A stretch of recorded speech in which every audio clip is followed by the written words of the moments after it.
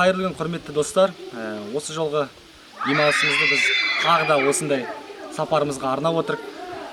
Осы сапарымыздың негізгі септігі болған жас бүлдіршіндерді өлке тарихымен таныстыру болып тұр. Осы жолы біз 2-ші сыныптың оқушыларын осы Маңғыстаудың керемет жерлерінің бірі Саура сайына келіп, осы жердің тарихымен, осы жердің табиғатымен таныстыру үстіндеміз. Енді Саура баршамызға белгілі, Ақтау қаласынан 90 шақырым жерде орналасқан, Түпқараған ауданы территориясына кіреді. Баршамызға белгілі Саура сайы негізінен осы жерде орналасқан тұйық бұрышта орналасқан Қаракөл деп аталатын көлімен және баршамызға белгілі Тамшалы сайындағыдай тамшылап ағып тұратын сулардың бар, горизонттары бар, салқын, әдемі, самалды жер екені баршамызға белгілі. Бірақ сонымен қатар бұл жердің табиғатымен қоса тарихи ескерткіш орны да бар. Бұл жердің ерекшелігі, бұл жерде 4000 жыл болған сонау қола дәуірінің сарқыншағы болып саналатын қамал орналасқан. Міне бір жағынан жастарға табиғатты көрсетіп, демалып туған жердің әсемдігімен қатар тұнған тарихын да көрсетіп, тек осы күні кешедегі тарихи оқиға емес, сонау бабаларымыздың ең осы өркениет дейтін нәрсеге қадам басып жатқан кезеңіндегі жәдігерлерін көруге келіп отырмыз. Айта кетелік, енді мына Қаракөл дейтін көл өзінің шығу тегімен қызық, әліге дейін ойландырады. Көбіне бұл енді мына жаңбыр суларынан, маусымдық жауатын сулардың жиналуы, екіншіден міне горизонт қабаттардан ағып жатырған сулардың жиналып осы жерде үлкен осындай көлшік жасауын себеп болып отыр. Бұл енді біздің бұрынғы сапарларымызда болып жүрген күптеп таныстырып жүрген құбылыстарымыз бар ғой, мына халықтық неге пайдаланатын кәдеге су жинайтын. Осы күпінің үлкен масштабты түрі десе де болады. Себебі мына қат-қабаттарды қарап отырсақ, саз қабаттары бар екені сөзсіз. Жаңбыр сулары осы жерде мына жартастар сияқты ойған, бірақ астындағы саз қабаттар болғаннан кейін су алысқа баратын тұйықталып тұрғаннан кейін осы жерге жиналып, осындай қолайлы жағдай жасаған. Міне бұл жерде тіпті тереңдігі де баршылық екені көрініп тұр. Жап-жасыл жаңағы шөптер ұзыннан жаңа бағана сияқты болып өсіп тұрғаны көрінеді. Және бұл жердің бір ерекшелігі тек осы жерде ғана кездесетін тұщы суда жүзетін тасбақалардың мекен етуі. Бұлар да реликті тасбақалар деп атайды. Бұлар жасыл пішінді болып келеді. Қазір біз ол тасбақаларды ұстап сіздерге көрсетуге тырысамыз. Өте керемет және тылсым жағдай, себебі Каспий теңізінде осыдан 2 шақырым жерде тұрған теңіздің ішінде бұндай тасбақалар жоқ. Ал осындай кішкентай ғана көлдің ішінде, Саураның сайының ішінде орналасқан бұл тасбақалар қаптап судың астында өмір сүріп жүреді екен. Бұл әлі күнге дейін сол ғалымдардың бұлар қалай келгендігін білмейді, бірақ бір ерекшелігі осындай тасбақалардың біздің Маңғыстауда өмір сүруі әрине біздерді қуантады.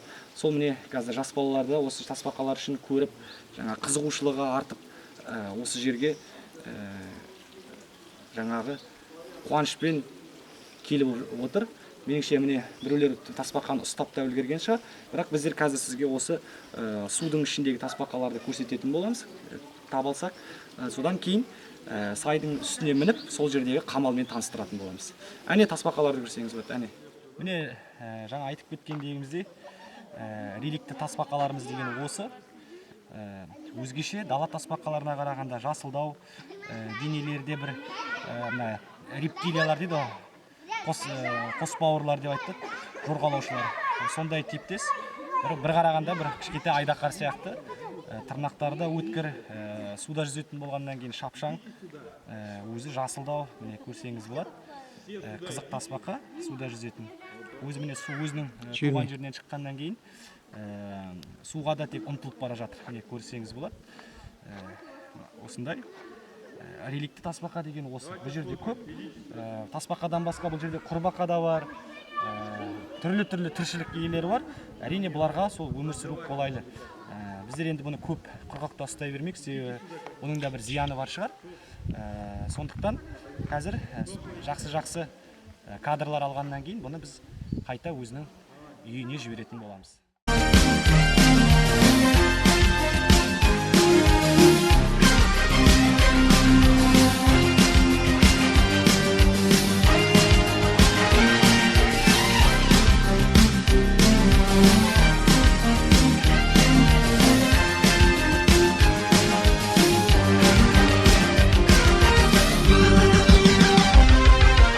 қызбен жақсы фотосессияға түстік. Енді міне өзі де суға талпынып баратыр екен. Соған бола міне аман-сау үйіне жібереміз тасбақамызды. Вот она плывет. Она не плывет, она ходит. Да ну, у нее скорость. Давай. Кадра, да, вот в таком плане? Я очень сильно довольна, что так получилось, что у нас появилась такая уникальная возможность посетить такое чудесное место, как Сауры. К моему сожалению, ни разу здесь не была, хотя живем в городе Актау, Мангостауской области очень-очень давно. Вот. Я горжусь тем, что нахожусь здесь родилась моя дочь, вот в этом городе. И мы наконец-таки попали в это замечательное место, увидели этих уникальных черепашек, которых редко кто может встретить. Вот. Здесь шикарный воздух, растительность. В общем, я очень довольна. Я думаю, что эта поездка наша первая, вот, но не последняя. Ну, что, добавить нечего. И присоединяюсь. Присоединяюсь к всем словам.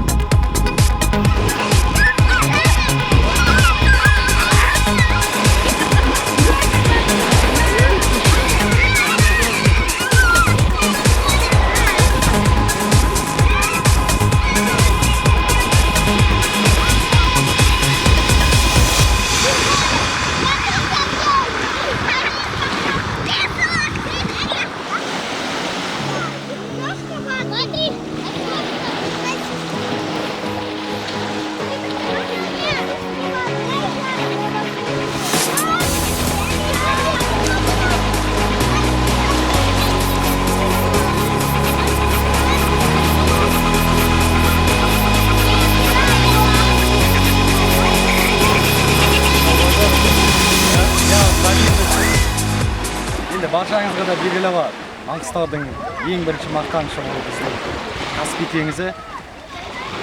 Күз айының алғашқы аяғына жетсе де, шомылу маусымы әлі аяқталмаған екен. Ойда жоқта келсек, су жып-жылы. Міне осы судың жылылығын пайдаланып, жас бүлдіршіндеріміз суға түсіп, мәз-мейрам болып осы жерде көңіл көтеріп жатыр. Бірақ бұл жерде тек біз емес, сонымен қатар артымызда көріп отырсыздар, бұдан басқа да қонақтар келіп, суға түсіп, бүгінгі демалыс күнін жақсы өткізуде.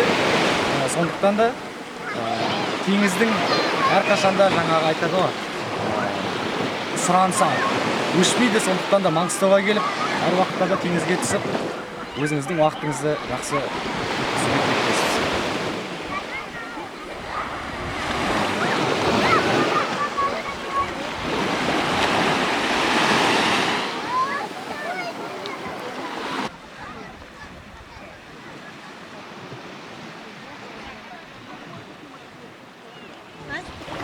В этот прекрасный, солнечный, яркий день мы приехали сюда на Сауру, отдохнули, посмотрели очень красивые места нашего Мангышлака. Увидели много интересного, узнали много интересного. Вроде и конец сентября, и в то же время жаркая погода, при которой у нас даже дети умудряются купаться в такой теплой, прекрасной, чистой воде, на чистом, красивом пляже. Очень большое спасибо и ребятам, которые нас сюда привезли, нам все это рассказали. Отдохнули супер, погода прекрасная, вода чистая, классная, дети радуются, купаются. Не пожалели, спасибо большое. міне достар, кезекті сапарымыз аяғына жетті. Көңілді серуен болды деп ойлаймыз. Барлығы өзінің несіне қанағат, демалғандарына. Біз де қанағатпыз, сіздерге жеткілікті ақпарат берген шығар деп ойлаймыз. Барлығы қызық болды деген үміттеміз. Сондықтан да келесі санымызға дейін келесі кездескенше еліңді тану, жеріңді тану деп айтпақшы. Еліңізді аралап, туған жердің түпкір ең керемет жерлерін біле жүріп, өзіңізді рухани өсіре беруіңізге тілектеспіз. Понравился наш сегодняшнее путешествие? Да! Все супер!